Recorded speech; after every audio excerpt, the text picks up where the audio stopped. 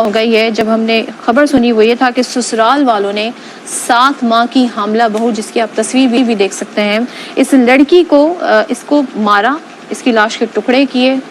2 بوریوں میں تقسیم کیا، اور بات یہیں پر ختم نہیں ہوئی ہے، اس کے سر کو دھڑ سے الگ کر کے چولہے پر رکھ کر جلایا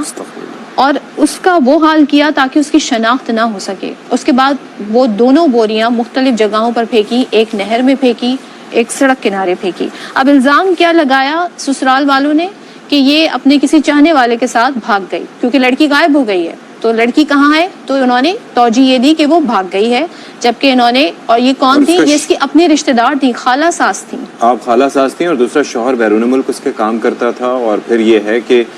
ساس نے بیٹی کے ساتھ مل کے جی خواتین انوالو تھی، اور آپ یہ دیکھیے کہ خالہ اور پھر اس کے بعد اس کی بیٹی نے مل کے یہ کام کیا، 2 بوریوں میں اس کی لاش کے ٹکڑے بھرے اور آپ نے جس طرح سے بتایا نہر میں پھینک دیے۔ پھر ایک شخص نے ریسکیو 112 کو کال کی اور پھر اس کے بعد یہ کارروائی کی گئی۔ تو رانا غلام مصطفیٰ صاحب ہمارے ساتھ موجود ہیں، ہمارے نمائندے، ان سے ذرا جانتے ہیں۔ رانا صاحب، یہ کب کا واقعہ ہے اور یہ پھر کال ریسکیو 1122 کو کب آئی، کب اس بارے میں تحقیق کی گئی اور معاملہ اب کہاں تک پہنچا ہے؟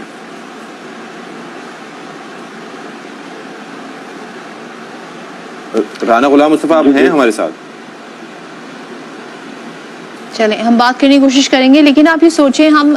21ویں صدی میں ہیں، 21 سینچری میں اتنی اویئرنیس ہے، لوگوں کو کہا جاتا ہے جی ایمپیتھی رکھیں، دوسروں کے ساتھ ہمدردی کریں، انسانیت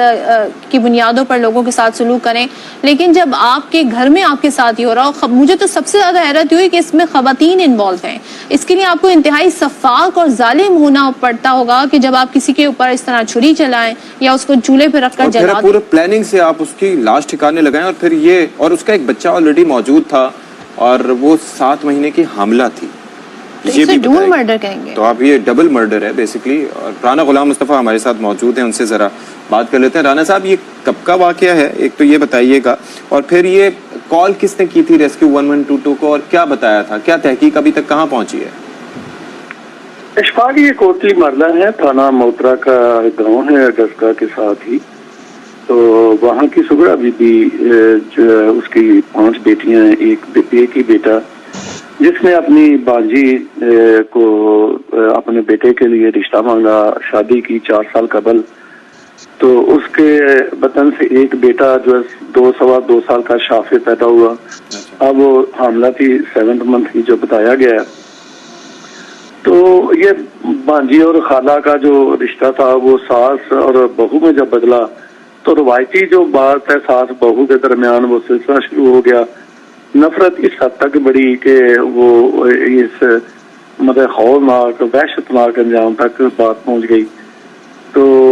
یہ 11 نومبر کا واقعہ ہے کہ پولیس نے جو مشہور کیا گیا قتل کے بعد ساس اور نند کی ذریعے کہ وہ اپنے آشنا کے ساتھ بھاگ گئی ہے، اس پر شبیر احمد ASI تھانے موترا، اس کی مدیت میں یہ مقدمہ درج ہوا۔ یہ اس کے لواحقین کی طرف سے مقدمہ درج نہیں ہوا، یہ پولیس کا کردار ہے۔ تو پولیس نے اپنے جو زہرا مقتولہ اس کے والد کی طرف سے جو بتایا کہ انہوں نے رابطہ کیا ہم سے، تو اس رابطے کی بنیاد پر الزام جو ہے وہ سامنے آیا، باپ نے بتایا کہ ہم نے رابطہ کیا سغرا بی بی سے کال پہ، تو انہوں نے بتایا کہ آپ کی بیٹی تو بھاگ گئی ہے، کیونکہ زہرا کا جو تھا وہ موبائل وہ بند جا رہا تھا۔ گرفتاری کسی کی ہوئی ہے اس میں کہ نہیں ابھی تک؟ جی 2 جو ماں بیٹی ہے جو قتل میں ملوث ہیں حقیقی طور پہ، اور ہم انتہائی تشویش کا شکار ہیں